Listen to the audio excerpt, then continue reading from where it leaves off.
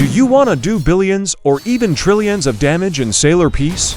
Defeating world bosses like they are level 1 mobs, making them look like a starter island NPC, then this video is exactly what you are looking for. I will show you how to increase your damage 1,000 times, making every NPC easier to defeat in a few seconds. Let's get into it.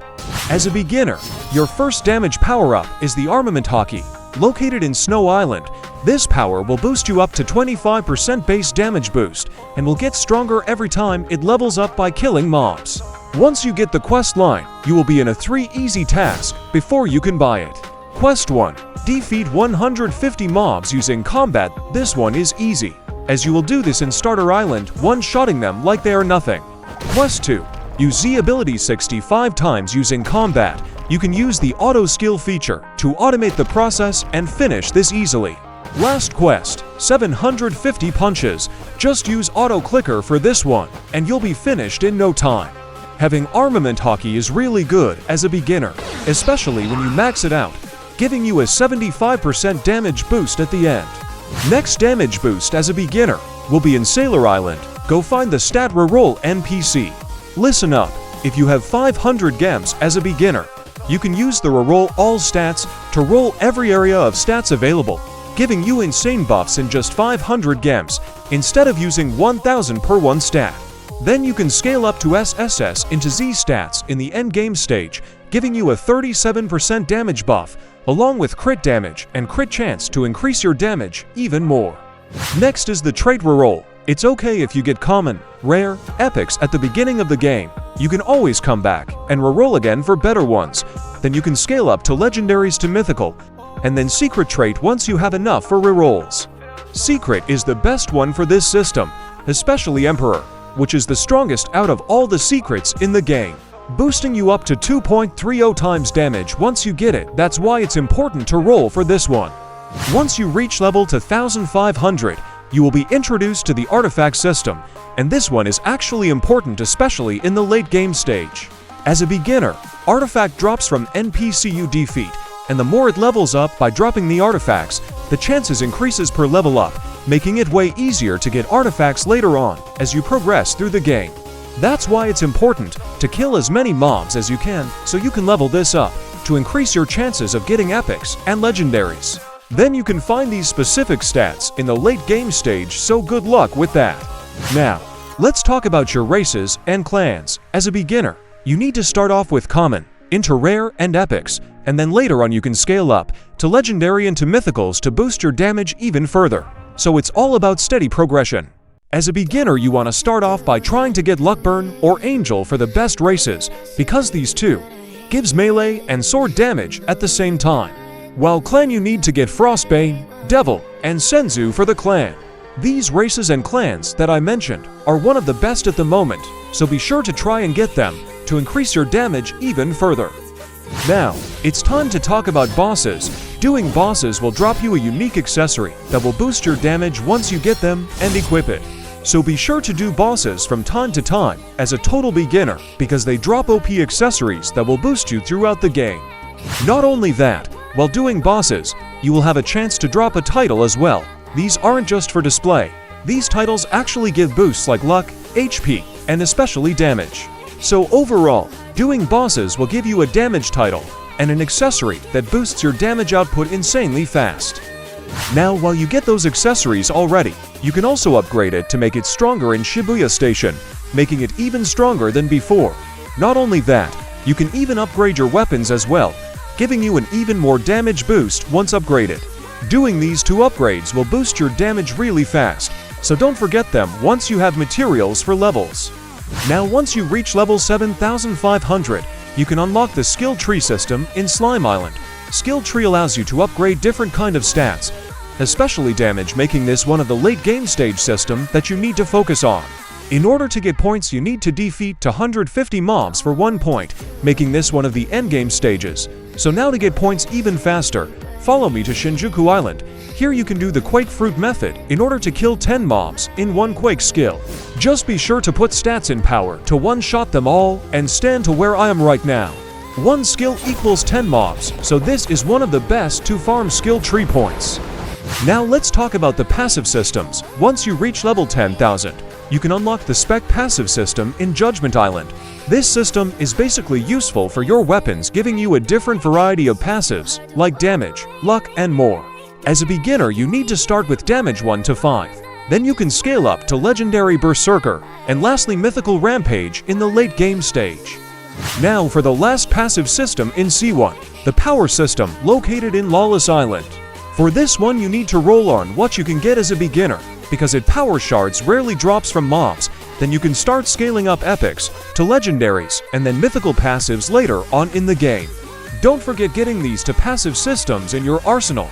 In the endgame stage you will try to get the best stats in those mythical passives, so good luck with that one. Now let's talk about runes. These runes will boost your damage even further, making it one of the best damage buffs to get in the game. But first you need to do a quest to unlock the dungeon system. Find 6 pieces, follow me. Starter Island, Jungle Island, Desert Island, Snow Island,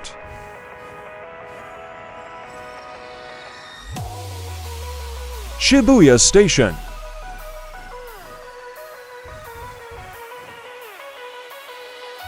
lastly, Hollow Island. Then you can do the second quest in Boss Island, defeating 25 Night Boss until you are finished. Once you are done, go start a rune dungeon. As a beginner you can start to try and get runes with easy mode, then you can scale up to extreme mode if you really want to get runes fast later on. The best rune you can get here in Rune Dungeon is the Havoc rune, giving you a 1.88 times damage multiplier if you max out rune stats. So don't forget to do this one in the mid-game stage. Now let's talk about Ascension. Getting up to Ascension 4 as fast as possible is important, because at this stage you can finally claim OP codes when you hit Ascension 4 as long as you are level 12,500. You can get free aura crates, cosmetic crates that you can use to get 30% over all damage buffs if you get a legendary one. So you better not sleep on Ascensions, it will help you get boosted fast. Up next is the Conqueror's Haki. I have a full-on video how to get it fast, so be sure to watch it. Getting Conqueror's Haki is good, because it is just like Armament Haki. It also gives an insane damage boost once you level it up by killing mobs. Now let's talk about maxing out your stats, especially Haki and Rune. Maxing them out will give you an insane damage buff, especially the runes, so don't forget to do this one. To level up Haki faster, you can use the Quake Fruit method in Shinjuku Island, defeating 10 mobs in one go, so make sure to do this one to max both Haki and Conqueror's Haki stats faster. As for runes, you can level it up by dropping them. 1 rune equals 1 EXP, so basically doing extreme mode is the fastest way to level it up. You can use Gilgamesh Spec as a beginner to level it up way faster. At this stage, you can try and aim for Corrupted Knight's armor and title, giving you a 150% total damage stats once you get both of them. Then you can focus on Ice Queen's title, an accessory to get you even more damage boost later on in the game. Let's finally talk about C2, and this is where late game stage begin. Immediately farm at C to Starter Island using Quake Fruit method because there's 10 mobs on this island. What you need to aim here for is the Bloodline, keys, and artifacts. What you need to aim for is legendary bloodlines that will boost your damage. Primordial, Doombringer, Ghoul bloodlines are good to get. Then you can farm Crystal Defense in Punch Island. Farming this one will get you the Crystal Relics and upgrades. Aim for the Damage Relic to get more buff, and to farm this fast, you can use Ice Queen Spec. Before you start, make sure to set the auto restart in the settings to 1. So that the auto replay will pop up once you are done. You can put up to 30 to 50 waves on the auto restart settings so that you can AFK farm easily using Ice Queen V move. Just be sure you are standing near the crystal to protect. Crystal Damage Relic gives an insane 40% damage buff once you equip it, so be sure to do this one when you reach C2. Don't forget to upgrade the damage buff, especially the crit damage and crit chance for more damage output. Now for the Infinite Tower in C1. Let's talk about the secret rune that drops in Infinite, and this one is the most powerful rune in the game, reaching up 120% damage buff if you equip it, which is insanely good. You can farm Infinite Tower from floor 30 to 50. It's between those floors to get the runes faster. Not only that, Secret Runes now has Pity, so it wouldn't take long now to get it. Just use Ice Queen V move to farm this one easily. Then don't forget to do the upgrades, especially damage, to do even more output as well. Now for the last upgrades that we need to do is the boss rush. If you are solo farming, just do medium mode, then use Ice Queen V move to do this faster. Listen up, the faster you clear the raid, the more coins you gain, making it easier to farm coins. You can even do extreme mode if you really want to farm faster. Upgrade the damage and the rest after, so you will get even more damage. Then you can try and get Reaper Race and Archangel Race to get even more buffs, but the best one out of the two is the Reaper Race, and it gives you an insane amount of buffs.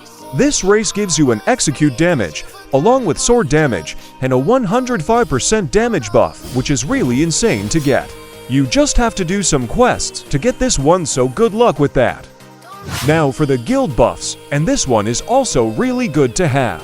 Especially once you max it out, it gives an additional 15% damage buff, along with crit chances and crit damage, so joining a guild is really good. If you want to join my guild, make sure to like and subscribe. Comment down your Roblox username. Make sure you are in C2 and active, that's all the requirement. Then you can finally focus maxing out the index, and this one should not be ignored, because getting all these buffs once maxed out is really insane. This is what maxed out index stats looks like, and it's really crazy. Damage buff, crit buff, and many more. Do not sleep on this one as well. And last damage boost we need to talk about is the new mastery system. This system is really crazy good if you max it out for your weapons, so let me show you why. If you look at my stats, you can see that I have 32.5% buff from mastery, and you can already tell how insane that is. That's all for this guide video.